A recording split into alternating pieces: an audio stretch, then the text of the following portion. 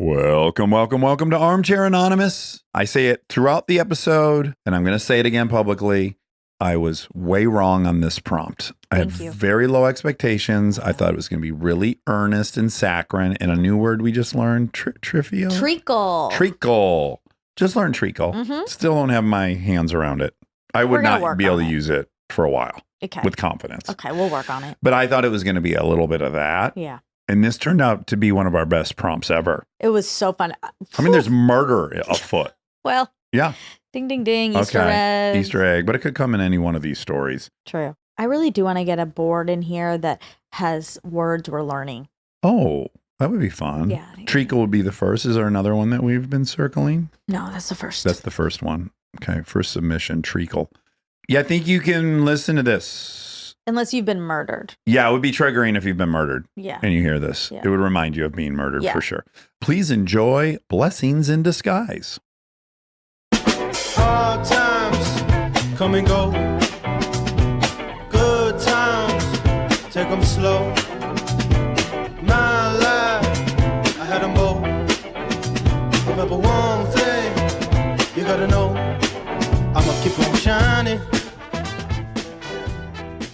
Hello. Hey. Is this Mandy? Yeah. Why do you have such a wonderful recording setup? My friend has a podcast, so he gave me this microphone. I think you might be our best sounding caller to date. Wow, that's a big, I don't know. I shouldn't say that because we did have a musician today. We'll put you in top 10. I'm going to let him know because he was like, you're going to be on a podcast? I have the whole setup. I'm going to give you everything and headphones. And I was like, no, just the mic is fine. Oh, this is great. Where are you at? I am in Durham, North Carolina. From Tennessee originally. And what town were you from in Tennessee? A small town right outside of Knoxville. It's called Oak Ridge. It's actually part of the Manhattan Project. What part of the Manhattan Project were they doing there? I think they were building part of the bomb there, but that's the reason the town started in the 40s. And now there's like a big national lab that's still there, and that's its only claim to fame, but kind of a cool one. I like that. Okay, so you experienced a blessing in disguise. Yes. So this is the summer between freshman and sophomore year of college for me, and I'm back home for the summer. Growing up, I had pretty strict parents, and we had a particularly rough summer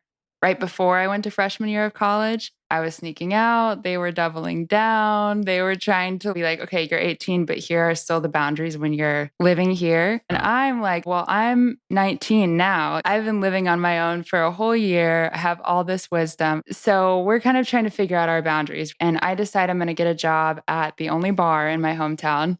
And it's like a bar and grill. So it's open at 11 a.m. and open until like 3 a.m. on Thursday, Friday, Saturday. And I'm one of 5 or 6 servers that's working there. And everyone else is showing up late, showing up drunk, not showing up at all. Oh, a couple wonderful. people got fired for selling drugs at work. Like it's the most unhinged place I've worked at in the service industry. And at 19, I'm loving it. I'm like, this is great. There's drama all the time. It's interesting. These people are fun. I'm trying to like hang out with people after work, testing boundaries with my parents about like, am I just going to say I'm working later? How much am I going to disclose? And so anyway, I'm opening and closing pretty regularly because everyone else is not showing up. So I'm the lead server within a couple of weeks. And I was opening with this guy who was the head cook. We'll call him James. And so he's like 25, 30 years older than me. And he is one of the only dependable people in the kitchen at the time. So we're regularly like opening. Okay, I just want to be clear. Did you say he's 25 or 30 years older than you, or he's 25 or 30 years old? He's like 45 or 50. So just think of me. Okay. Young at heart, same as you. Sure.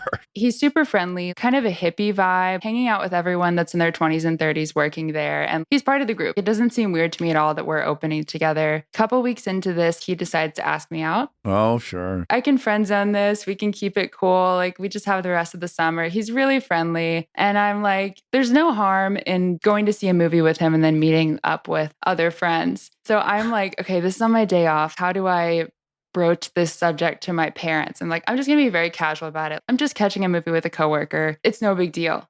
And my dad, he was in the service industry for 10 years. He was a bartender when he met my mom. He knows what the fuck's going on. Exactly. So he kind of knew the vibe of this place. And so he starts asking, like, what do you mean your coworker? Who? And I'm like, oh, it's just the head cook. I'm thinking, I'm going to say he's dependable. And my dad's like, he's how old? you're 19. Absolutely not. You're not hanging out with this guy. And so I'm upset because they're yet again being strict. I'm like, listen, I can suss people out on my own. You barely wanted to do it, but now that you can't, you're probably like, I'm going to. Right. Now I want to. This is how it backfires. Yeah. Parents, listen up. Well, I don't know. We're going to hear this story. Okay. And so I actually didn't go. I didn't try to sneak around. It was a daytime thing. So I was like, okay, there's really not even a way for me to sneak out. I'll just be upset with them. It's fine. I'll go and hang out with people after work another day. So we finished out the summer, still just hanging out with a larger group and never hung out with him alone. And I find out later that it's good that I didn't. And it's a blessing in disguise that they were strict. Uh-oh. So that was in August of 2018 that I went back to school. Nothing happens until August 2020. I get a message from this girl I went to high school with on Instagram. Shout out to Caroline. And she goes, Mandy, I know this is very random, but how do you know this man? And sends a screenshot of his Facebook profile and shows that I'm friends with him. And she says, isn't he the guy who murdered that girl that's now on the news? No, I thought, okay, whoa, I was prepared for Wow. some sexual impropriety. Whoa, what? So definitely still think of Dax. Remember when you equated? Yeah, keep that image in your mind. So I was like, yeah, I know him. I used to work with him. Can you send me the link to the article or whatever it is that you're looking at? The article title is Suspects Raped and Tortured a Woman Before Killing Her and Stuffing Her Body in the Freezer. Oh my God. Wait, is it at the freezer at the restaurant? No, he apparently rented a freezer for his house after this happened. So my next message is, what? I worked with him every day for a summer. And she was like, what was he like? I looked back at my message and I said, oh, he was actually really nice, super friendly. And I'm like still defending him, thinking like something must be wrong. I must not be this guy. I actually sent in, Rob should have the picture. I'm going to flip it Okay, so over. the screenshot of his Facebook is first. Oh, okay. Whoa. Or no, is that the mugshot? Well, there's both. And so what I want to say is do not picture me any longer now that I've seen him. I don't know. Fuck you, I don't know. In the Facebook profile, he's got like 3 feet of silver hair, middle part, huge shades, orange top. That's a look. He looked like that when you knew him? He had long hair, but he looked a little younger and basically like that. I know we're not supposed to do this, but it feels fair now. He gives murder vibes. Well, definitely in the mugshot, you know what he looks like is Charlie Manson. Yeah, he looks just like Charlie Manson. Maybe he took some inspiration. I love that you're protecting his name, though. That's kind of comical because it's like public record that he's been arrested for murder, but we're going to protect his name. Right. I'm sure if anyone hears this story, they're going to find it immediately. Did you ever learn the sordid details, like from soup to nuts? What happened? Was it a coworker? Was it a date gone wrong? What happened? Yeah. Okay. So this is the funny part and kind of sim. So on Monday, I got the email from Emma and I started looking things up to try to like fit together timeline. And I was like, when was this article posted? What actually happened to him? Is he in prison forever? What's going on? Monday of this week, 4 years later, is when they actually convicted him and his trial ended on Monday of this week. No way. That is so... Oh, that's creepy, Sim. I know. The Sim's been deathy lately because the Phil Donahue thing. Oh, and yeah, then we had a now sim. this. Yeah, whoa. Ugh. Unfortunate. Hopefully it's not continuing to be murdery. No. So I was reading some of the article and I actually watched a clip of the trial from this week where they were doing their closing statements and talking about it. So apparently this is what happened. He knew this girl from his next job at the next restaurant he worked at. He and his girlfriend at the time, who was 22, so also 30 years younger than him, they told this girl that they knew from work at the restaurant that they could give her a place to stay for a few days or said something to her to get her to come back, and then ended up chaining her to a bed and kept her there for like 4 days, drugged her with their parents' medication. Sounds like it was morphine. They said in their questioning that because of what happened in those 4 days, like they weren't planning to kill her, but then they couldn't let her go without consequences. They painted themselves into a corner. Yeah, what else are you going to do once you've tied someone to... Also, what is the plan? What was ever the plan? Like, as soon as you have chained someone to a bed, you have to expect consequences. One of the things that they did not get convicted for, one of the only 2 counts, was like premeditated murder and kidnapping. They convinced her to go, but like she also went willingly with them. And then that's when the kidnapping happened. Ugh, that's horrifying. Wow. There's a little bit of the story left. So they actually found her body 8 months after this happened. So she was there from December of 2019 to August of 2020. And the reason they found her was the girlfriend went to the neighbor and said, hey, I need help getting to a women's shelter. I'm not in a safe relationship. Also, there's a body in the freezer. And the neighbor's like, what?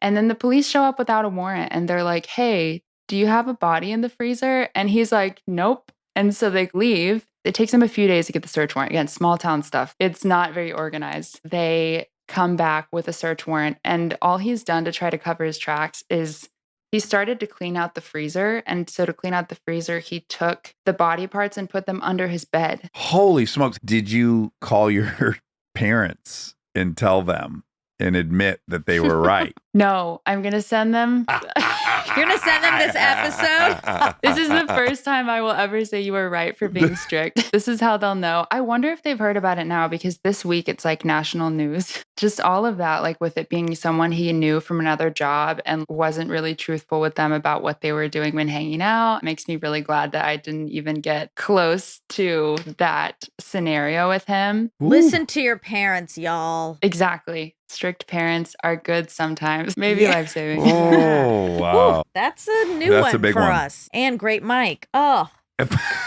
Double whammy. I was nervous about this prompt because it could be too earnest. he's always worried about my prompts. Yeah, like meet cute. Anything earnest, I'm just a little nervous about. But boy, this was anything but earnest. Woo. I'm going to throw out there because I missed one detail of his Facebook profile. Behind his image is a kind of cartoon of what looks like a rabid Rottweiler in a chain choker with a huge chain leading to what looks like a warlock holding the dog. What a It's very off-putting- ominous. I didn't notice that until today. I was like sending this over in the I'm a email. little worried about thank you, God man. your parents. You say they're strict. They might just be totally regular.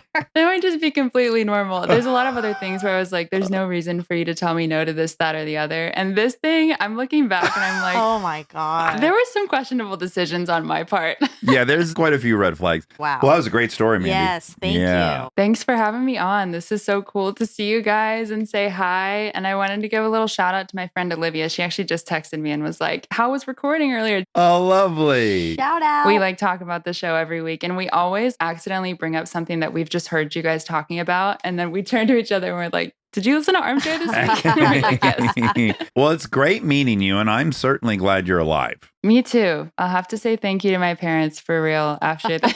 Yeah. Yeah. Good job, parents. Well, nice meeting you guys. You You too. Take care. Bye.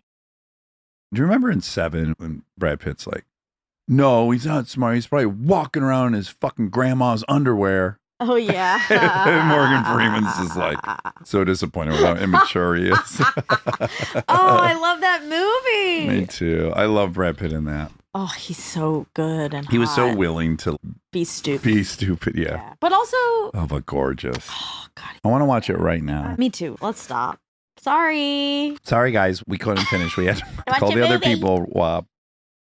Hi, you guys. Hi, can you hear us? I can totally hear you. Okay, so we're going to pick a fake name for you. Do you have one picked out already? I do. It's Stacy. Oh, great. I can see that. Yeah, if you introduce yourself as Stacy, that would feel like a fit to me. Do you have a girlfriend that you love that's named Stacy? Why that name? You'll find out, Dax. Oh, snap. Okay. Easter egg. Where are you? I'm in Orange County. Oh, not too neighbors. far. And are you from there? Yeah, I'm from Southern California, so close by. Let's hop in. Yeah, let it rip. My blessing in disguise takes place when I was in college. So that was about 1998. Oh, me too, girl. But I'm going to take you back a little earlier so you'll have some background. I knew as a very young girl that I was gay. I didn't know what to do with that growing up in the 80s and 90s. It's not like it is today, which I'm so happy for the youth. They have options. I just felt like I didn't. And were you most nervous about your peer group or your parents? Probably peer group. Parents are awesome, but that too. I mean, it's all scary. My plan was that I was just going to not date and wait until I leave California. Oh, God. Which is ironic because most people will move to California to be gay. Yeah, exactly. I'm going to move to the South. Right. But the generations of living in California, like I had never really left the state and it was time. That was my long-term plan. Also growing up, I realized I wanted to be a nurse. And so when it came time to pick a college, it was going to be out of state. Let's get out of here and become gay. For no reason, I want to take a stab at where that landed you. Ooh. Can I? I just have a feeling. Did you go to Washington? Mm-mm. Damn it. No. Okay, sorry. Midwest. I get there and I'm realizing that it's a very conservative, straight, white town, like zero diversity. Sure. Midwest. Yeah, not the greatest place to come out, maybe. Thankfully, I found an amazing therapist. She's like, there's one gay bar downtown and just see what it's like. I walk in, there's nothing but old white gay men at the bar. Yeah. I got a bad hunch. My memory and my stereotype of it is that, yeah, gay bars existed, but it was always dudes. There wasn't like lesbian bars that were super known. I feel like they're still kind of new. Yeah. Even in West Hollywood, when you walk through, it's like primarily Mostly, dudes. The lesbians are at home nesting. That's what they say. So I'm getting depressed. I'm not dating anyone. And I'm like, okay, it's time. Like, I'm just going to start dating guys. And I did. I didn't date a lot, but I did date some guys and they were awesome. The interesting part is that I felt obligated to tell these guys that I'm gay. I like that. I think it was just you being honest. There's probably going to be a limit to where this goes because I'm ultimately. But it is a little bit shooting yourself in the foot if the point is to find a partner and then you're like, and just letting you know, like, I am gay. Yeah. I like that you did it too, but I see that it's complicated.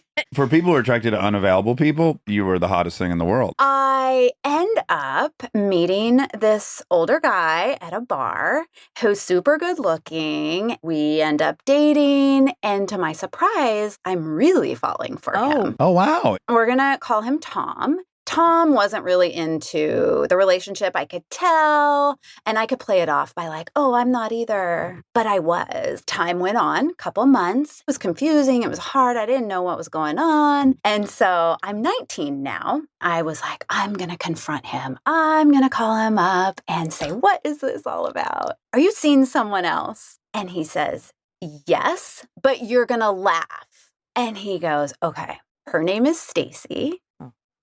She wants to be a nurse, and her door swings both ways, too. No. Interesting. You guys, devastated. I knew he had a friend. It was a small town, and I was like, not her. And I hang up the phone, I pack up my stuff, and I literally get in the car, and I drive home. To California. Oh, yeah. Oh. Dropped out of school. Whoa.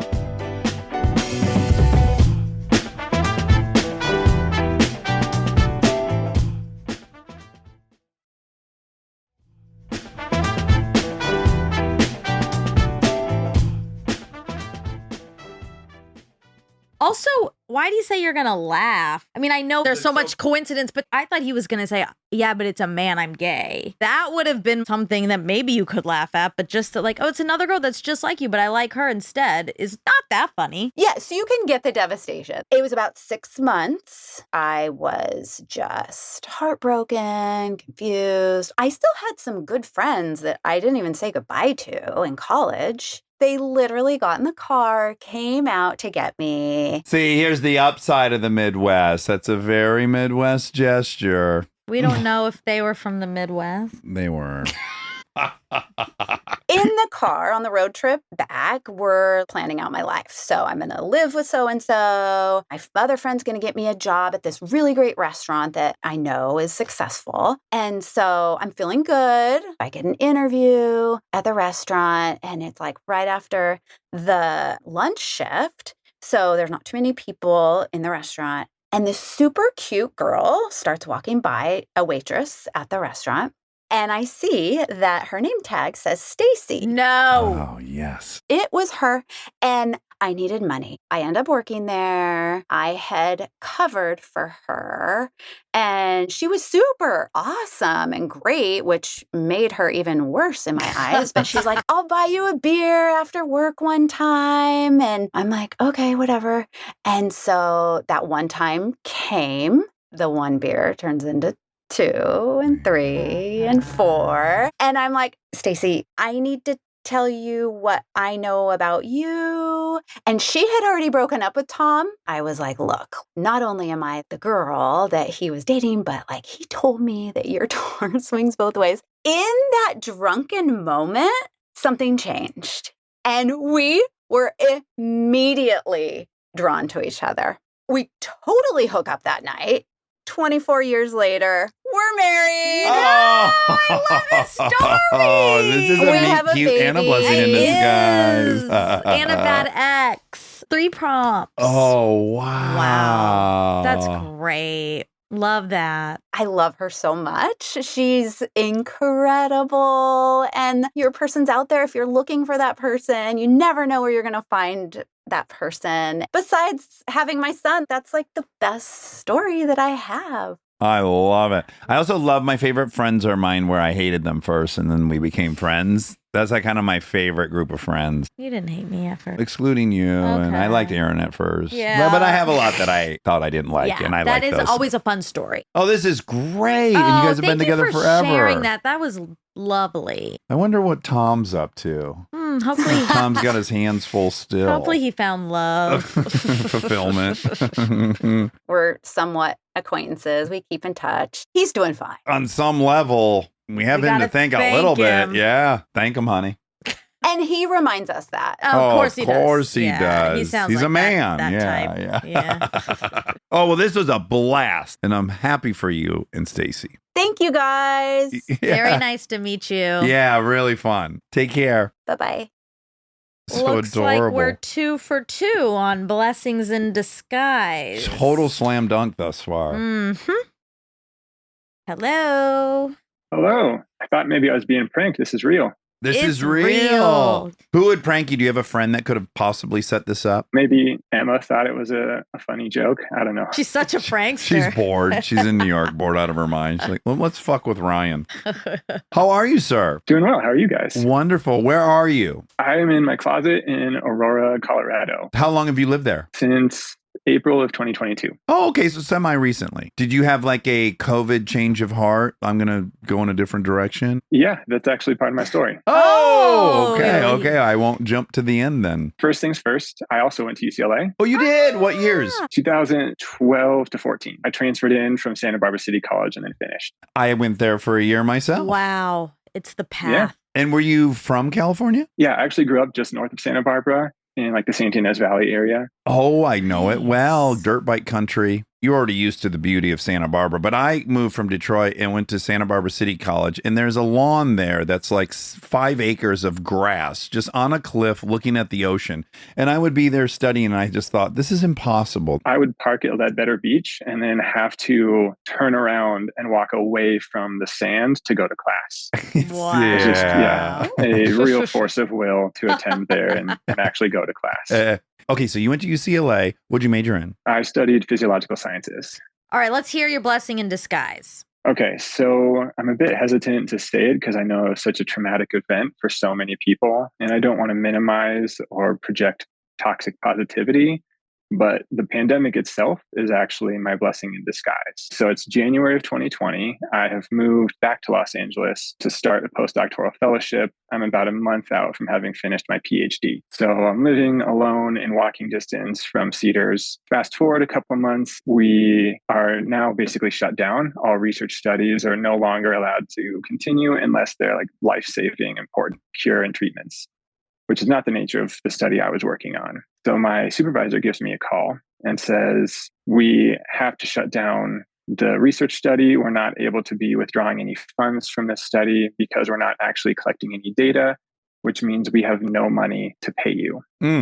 So you have until basically the end of June to find something else. And then that's all the money we have that we can give you. So of course, my entire field research is in the same situation, so I can't get another job anywhere. So at the end of June, I have to make the decision to move in with my mom back in the San Ynez Valley. We get along well. Fast forward some more. It's the Tuesday before Thanksgiving of 2020. And I'm sitting at my desk, and the next thing I'm aware of, I have thrown up in the toilet and I'm rinsing my mouth out in the sink. So I flush, and I have no idea how I made it down the hall, into the bathroom, closed the door, lifted the lid, lifted the seat, got it all in there.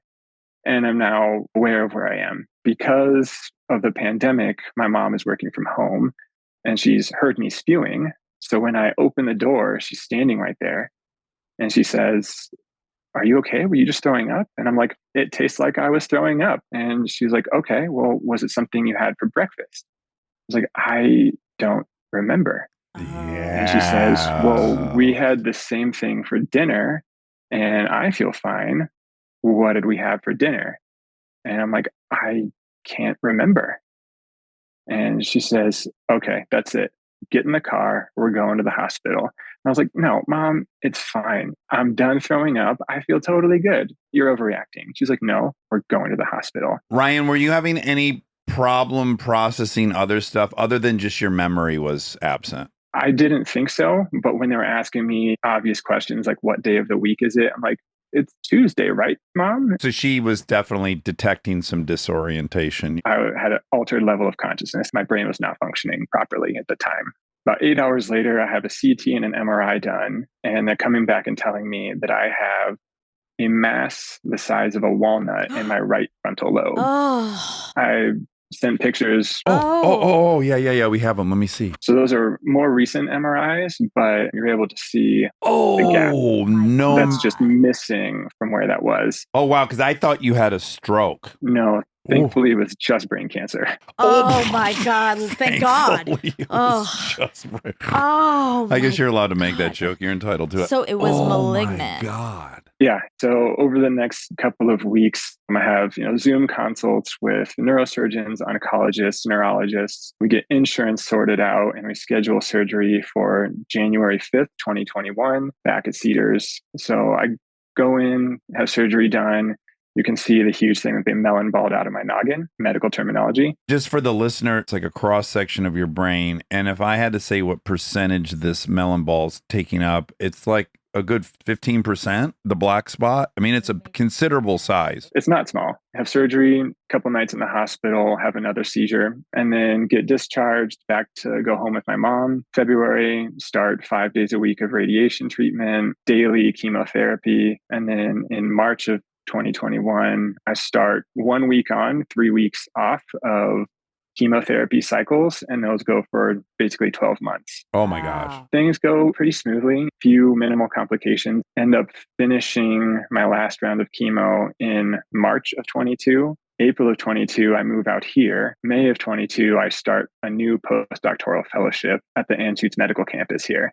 Had dozens of scans since then, and everything looks pretty clean. No evidence that it's growing back. The way that I have processed the pandemic as being a blessing in disguise is that if I had been living alone in an apartment by myself and had any sort of symptoms, I never would have gotten them checked out. I would have been like, I threw up and then forgot about it. That happens all the time. I'm good. Oh, yes, you're right. Yeah. The next time something had happened, I might have been driving and I might have killed someone else or myself, or I might have been in a shower and fallen and drowned.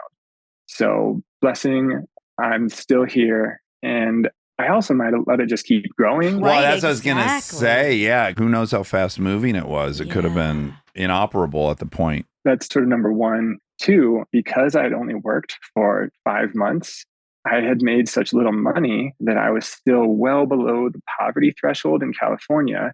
So I qualified for state-funded health insurance. Surgery, chemo, radiation, follow-up scans, medication, all of it. Totally covered. Wow. I could have been in hundreds of thousands of dollars of crippling medical debt.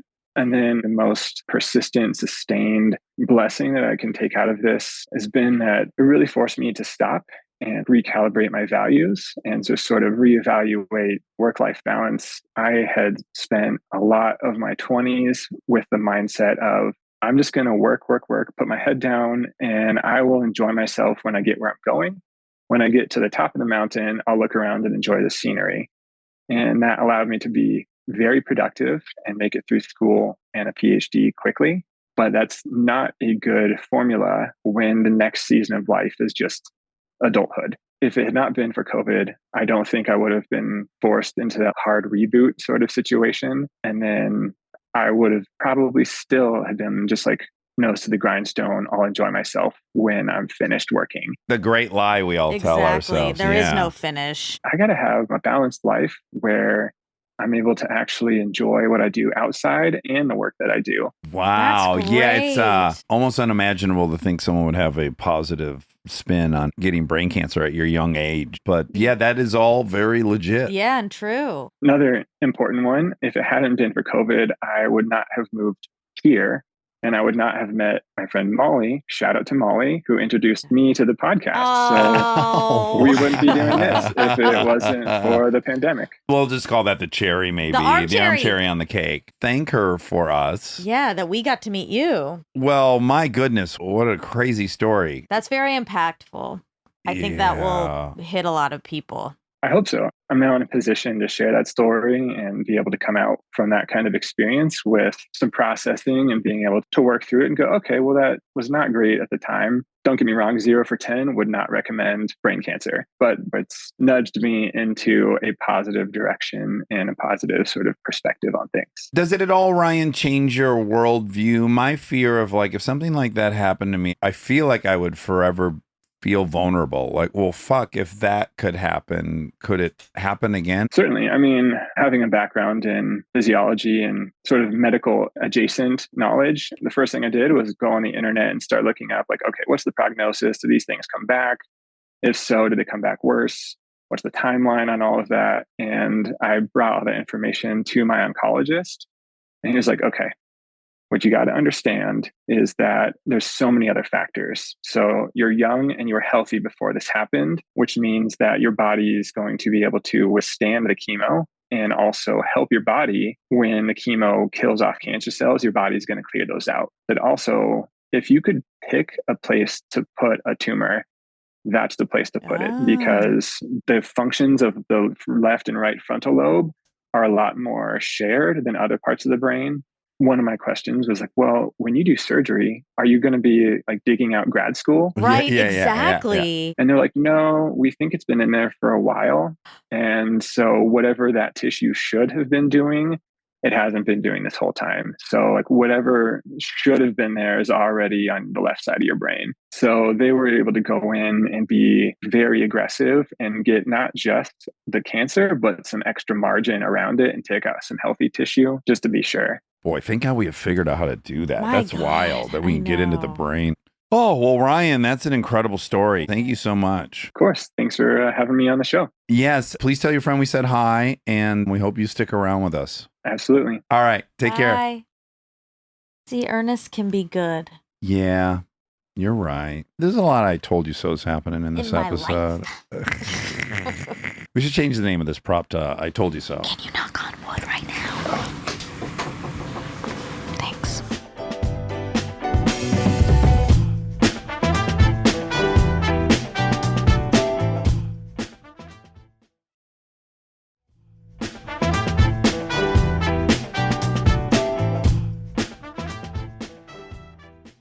Hello. Hi. Where are you, Shayna? I am sitting in my daughter's cubby little hideout. It's like the American Girl doll. And also we have some squishmallows just to kind of help with the sound. Very good choice. Yes, and I live in Pittsburgh. And have you your whole life? I have my whole life. Okay, so you have a blessing in disguise story. I'm going to be honest with you. I was not wild about this prompt, and we have 3 for 3. They've been great. So I stand corrected. I submitted this to something else that the prompt was still up and then it aired. And then I saw this one pop up and I was like, I think they wrote this for me. Oh, I have a daughter. She's 10 years old. And like most 10-year-old little girls is fully obsessed with Taylor Swift. Oh, yes. Oh, I already love this story. Of course. I thought you would. Okay, so when Taylor came, it was last June. So like June of 23. And then the tickets went on sale months prior. So this whole Taylor obsession, it was not really present then, and especially not when the tickets went on sale. So actually, I turned down tickets. I thought they were too expensive. Hindsight, haha. They were like pennies. Oh, no. Fast forward 6 months from the concert, and now my daughter's entire life revolves around Taylor Swift. And all of her friends and who's going. Yeah, the concert came and went. Most of her friends went. Her best friend was there. I take her to the movie and she knows all the words. She knows all the dances. And I was like, where the hell did this come from? We had a Taylor Swift birthday party and I'm like, I fucked up bad. I should have taken her. I probably have to take her. And if I'm being perfectly honest, you cannot get wrapped up in that and like only listen to Taylor Swift in the car for months on end and see the Eras Tour movie over and over and not want to go. I want to go too. Same experience. I took her to the movie and I'm like, fuck, I wish I had gone to that show. Yeah, this is now this winter. So I start looking on StubHub for tickets for anything North America this fall. And I kind of zero in on Toronto. It's like 5 hours from here. It's not a bad drive. And of the shows that were left, they were the most reasonable. And I use that term very loosely. Yeah. Some also pertinent information into me making this decision is that we also have a 13-year-old son. He plays soccer at a really high level, which means we travel a ton. My husband travels for work. And he doesn't really want to travel on the weekend. So I end up doing all this with him. We spend a lot of one-on-one time together. And Lucy, that's my daughter, is home with my husband. Ordering pizza. Lots of pizza, lots of spicy fried chicken sandwiches. I really start thinking that this is something I have to do for her. I'm looking at StubHub one day. And, you know, if you look at the homepage, it lists all the shows. And it'll say, tickets from and give a price. And as I'm scrolling, because you see all the European shows listed first, and the prices are a fraction of what the North American shows are. Yep. And I start doing some math, looking at some flights, and realize we can go to Europe all in for 4 or 5 days for basically the same price as to drive to Toronto for one night. I just want to commiserate. Yeah, when I was in Lisbon, everyone there was in that same situation. They had done the math and like, fuck, we can get a European vacation for the same price as going in our hometown. It's because they have regulations on the ticketing. Resale? Mm-hmm. We have passports. We took the kids to Spain and Portugal last summer, which makes us sound bougie. I'm a teacher. We do like one big vacation every couple years. Awesome. Very Pittsburgh of you to apologize for that. I do a similar thing quite often. So I knew my daughter could handle the flight and the time difference. The place that I zeroed in on, I had been before with my husband, but like 20 years ago. And I just remember how easy it was to navigate. This is like pre-smartphone. I felt very comfortable getting around the city. So I knew that this would be a really good place for me to be alone with her. And so 6 weeks prior to the concert, I pull the trigger.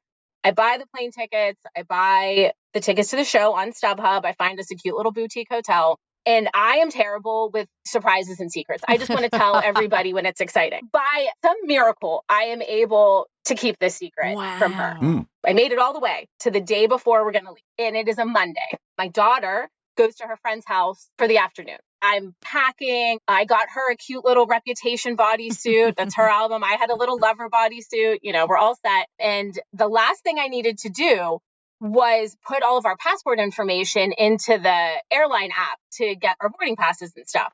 So I had been packing in my room, and now I sit down on my bed with my phone and the passports, and my dog, his name's Walter, he jumps up on the bed and kind of like lays across me while I'm doing this. The app had like a scanner to scan my passport, but it would not work. It just kept spinning and wouldn't load.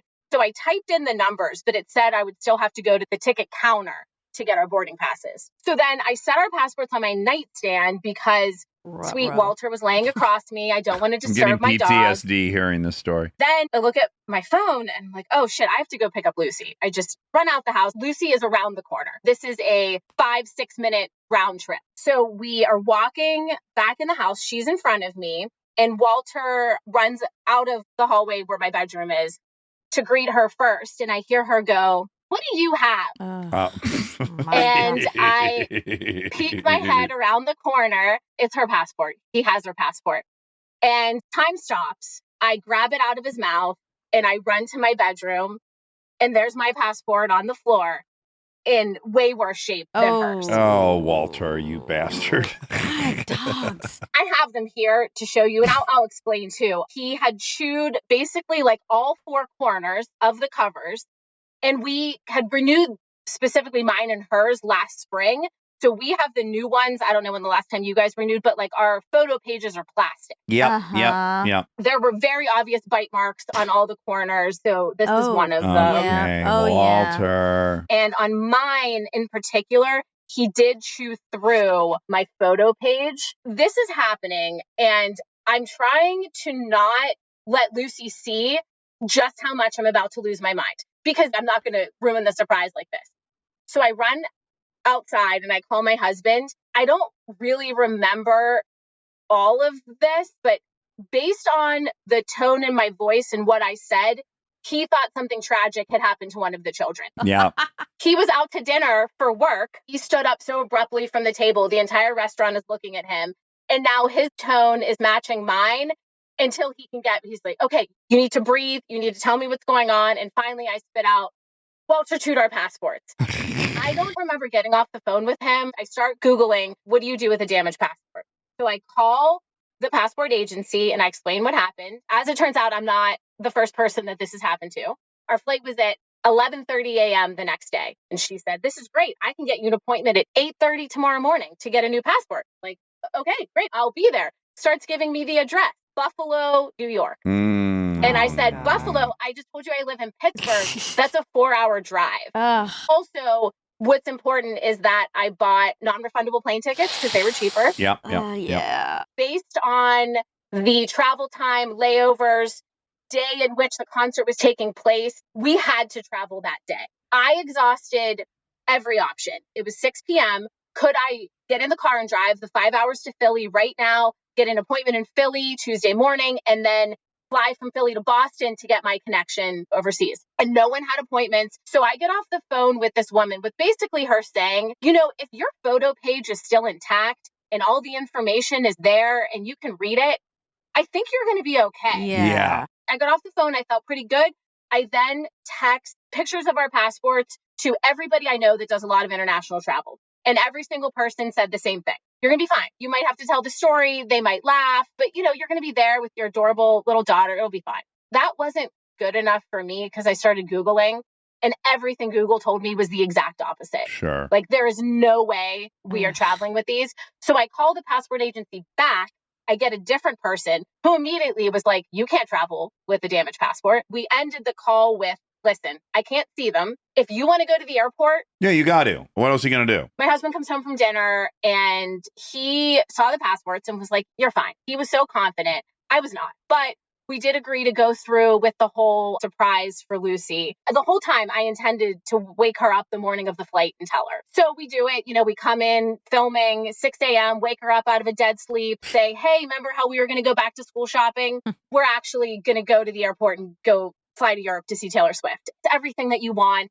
The screaming, the happy tears, the disbelief, the hugs. We got that moment. And then I had to remind her what Walter did to the passports. And like, remember why I was upset last night? And that's why the passports were out. So I don't know if they're going to let us, but we're going to try.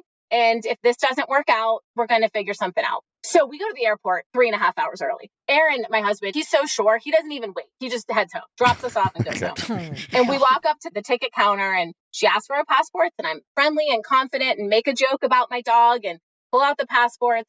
And this woman looks at me like I am fucking insane. Like I am absolutely crazy to think that anybody is going to let me travel with these passports. I start pleading my case, but the lady on the phone said you could see my picture, and she gets a supervisor. He comes over and says exactly the same thing. Technically, if there is any amount of damage to even the cover of your passport, it invalidates it. Oh my God. And any foreign country can refuse you entry. So even if we gave you a boarding pass, you're going to step off the plane, they're going to deny, and they're going to put you right back on a plane home. I was trying to keep it together for her and not cause a scene because she's crying hysterically. in the adorable "I'm coming for you" Taylor t-shirt that I had made her just for the trip. That was it. We walked away. And as we walked away, she goes, this is like the craziest passport story I've ever heard. You should just put it online and maybe Taylor will see it. So my daughter took that to heart. And when we got home and, she'd composed herself, she goes up to her room. She records herself explaining exactly what had happened the night before that morning. And she posted on YouTube. I didn't even know she had a YouTube channel. Right.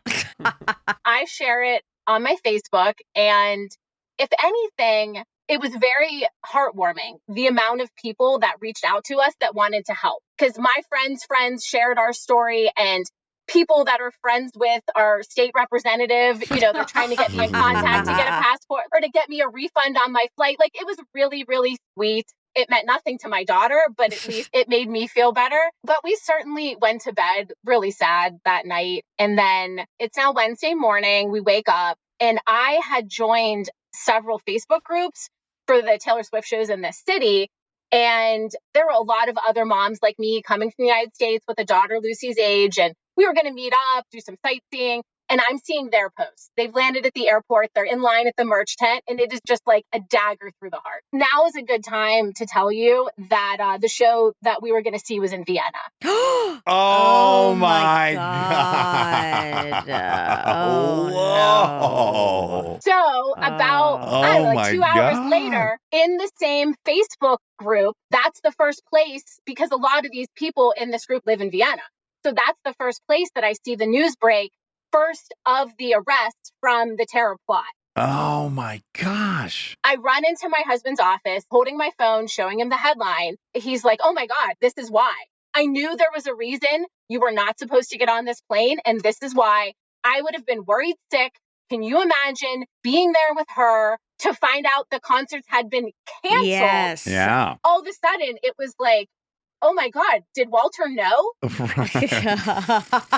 Now we're thanking Walter. Maybe Walter's like a great grandpa or something that's reincarnated. Yeah. Oh, wow. Yeah. So in the end, Walter chewing our passports and ruining the trip of a lifetime actually ended up saving us from an even worse disappointment. I know the people that ended up being there made the best of it, but they were still investigating for hours and even days past. So I imagine that I would have been very nervous to even leave our hotel room with her. I mean, initially they were saying not to gather and wear your Taylor Swift stuff. Even if we had been there, I think it would have been pretty awful. Yeah. StubHub refunded the money for the tickets. I was able to cancel the hotels. We did have to eat the plane tickets, but I've been telling everybody that being able to tell this story for the rest of my life is probably worth $2,000. And that was before I got to tell it to you guys. So, I mean, that's even the icing on the cake. Happy to have missed the Taylor Swift concerts. I That's didn't see that rare. coming. Boy, the pressure we put on ourselves for these things. I went through the whole thing myself. You make it so enormous.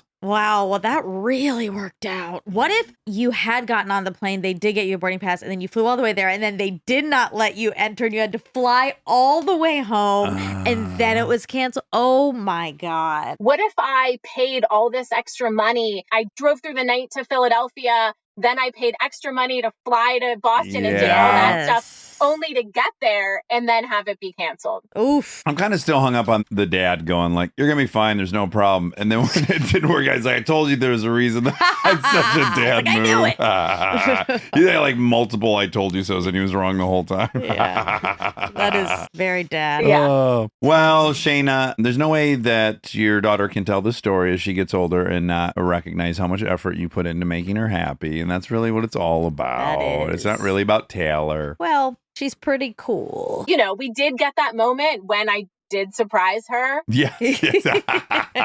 We were on the local news. I went to the post office today and he asked me if that was me on the news. Oh, that's great. Local celebs. Yes, that could have been a prompt too. Tell us about a time you were on the news, which we've Oh, yeah. had. Yeah, That's that right, was a we prompt. Well, Shayna, thank you for telling us that Yes. story. That was terrible for you, yet I But guess worked entertaining out. for us. Yes.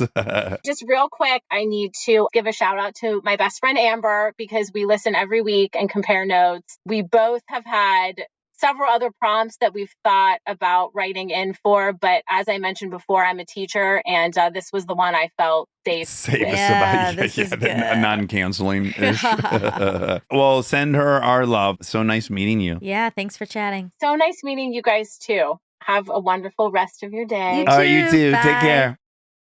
You love when poop makes its way. I love it when Taylor makes her right. way. When the prompt that has nothing to do with poop ends up being about poop. Yes. Well, that was a great prompt. I'm pretty proud of myself. It was. It was fantastic. And those were great stories. Big I told you so. You're like her husband. No, because I'm right. No. Just you're like her husband. you're like her husband. Look, No. your turn. I'm like the wife. I'm the one who went to Taylor Swift and had a passport issue. I'm very much like the wife. No, you're the head cook. No, I'm not the head cook. Okay, bye. All right, love you. Do you want to sing a tune or something? We don't have a theme song. Oh. Okay, great. We don't have a theme song for this new show, so here I go. We're gonna ask some random questions, and with the help of Armcherries, we'll get some suggestions. On the fly rhyme dish,